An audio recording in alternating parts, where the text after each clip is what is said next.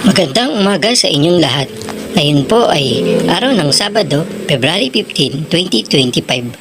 At narito po ang ulat ng panahon hanggang sa susunod na 24 oras. At iyan po ay ulat sa atin ng ating partner. Pasok, partner! Patuloy pa rin ang mga paulan sa malaking bahagi ng bansa dahil pa rin sa iba't ibang weather systems. Dito sa may extreme northern Luzon, meron pa rin shear line o yung linya kung saan nagtatagpo ang malamig na amihan at mainit na easterlies. Itong easterlies o yung hangin galing sa silangan, nagpapaulan din po in some areas of Luzon and Visayas, habang dito sa parting Mindanao, merong Intertropical Convergence Zone or ITCZ na siya nagpapaulan. Ito naman yung linya kung saan nagtatagpo ang easterlies at ang hangin galing dito sa may southern hemisphere. Base naman sa ating latest satellite animation, wala po tayong namamataang bagyo sa paligid ng Philippine Area of Responsibility at makakaapekto sa ating bansa hanggang sa susunod na linggo. Ngayong araw po mataas pa rin ang tsansa ng ulan sa may eastern section of Luzon dahil pa rin yan sa shear line at easterlies, kabilang ng Batanes, Cagayan, Isabela, pababa ng Aurora, and Quezon. Meron tayong minsang malalakas na mga pag-ulan at mga thunderstorms, kaya pag-ingat pa rin sa posibleng mga pagbaha at pagbuho ng lupa.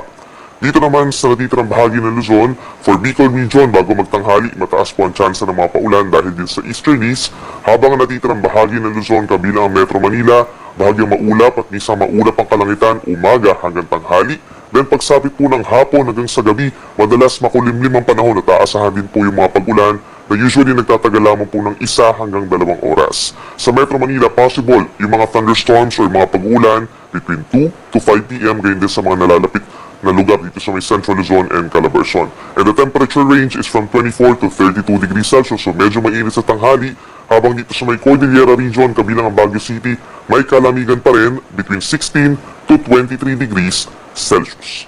Sa ating mga kababayan po sa malaking bahagi ng Palawan and Visayas, asahan pa rin yung fair weather conditions. Ibig sabihin po sa umaga, madalas maaraw naman po or bahagyang maulap ang kalangitan.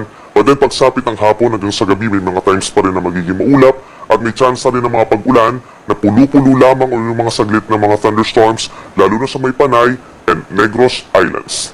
Sa malaking bahagi ng Visayas, kabilang ang Metro Cebu, possible ang temperature sa tanghali between 31 to 32 degrees Celsius.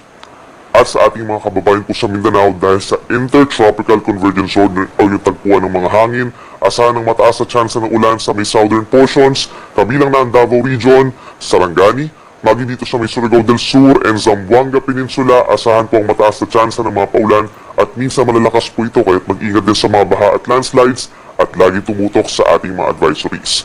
Some areas of Mindanao bago magtanghali, mataas din ang tsansa ng ulan, kabilang na ang Basilan, some areas dito sa may Lanao Provinces, Maguindanao Provinces, Misamis Occidental at natitirang bahagi pa ng Socsangen, may mga pag-ulan na po na minsan malalakas, and the rest of Mindanao is partly cloudy to cloudy skies for today, kasi sasamahan pa rin ng mga pulo-pulong mga paulan pagsapit po ng hapon at gabi, kaya make sure po na meron pa rin dalang payong. Temperature naman natin dito sa Zamboanga City and Metro Davao, posibleng umabot hanggang 32 degrees Celsius pagsapit ng tanghali. Sa ngayon po wala tayong nakataas na gale warning or banta sa matataas sa mga pag-alon dahil mahina po ang northeast monsoon. Medyo maalon lamang dito sa may extreme northern Luzon hanggang 2.8 meters, and then eventually po bukas mas hihina yung mga pag-alon natin sa malaking baybayin po ng ating bansa. Then pagsapit naman ng Monday hanggang sa kalagitnaan ng susunod na linggo, aasahan naman yung mga pag-alon dito sa may northern Luzon dahil sa pagpabalik ng northeast monsoon or hanging amihan doon.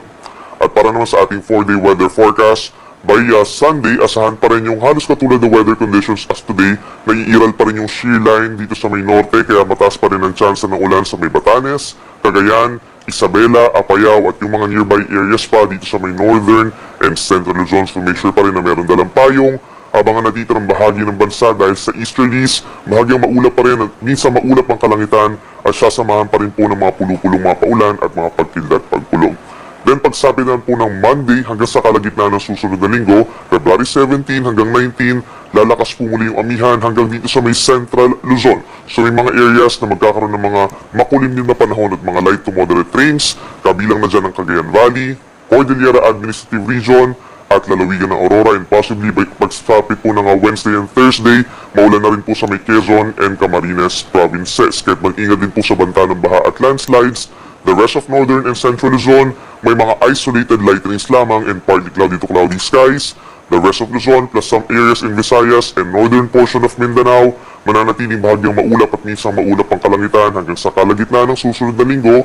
At pagsapit naman dito sa may parting Mindanao, sa may eastern Visayas, Caraga, Davao Region, and some parts of Socsalgen and Bangsamoro Region, mataas po ang tsansa ng ulan Monday hanggang Wednesday. Make sure po na meron dalang payong.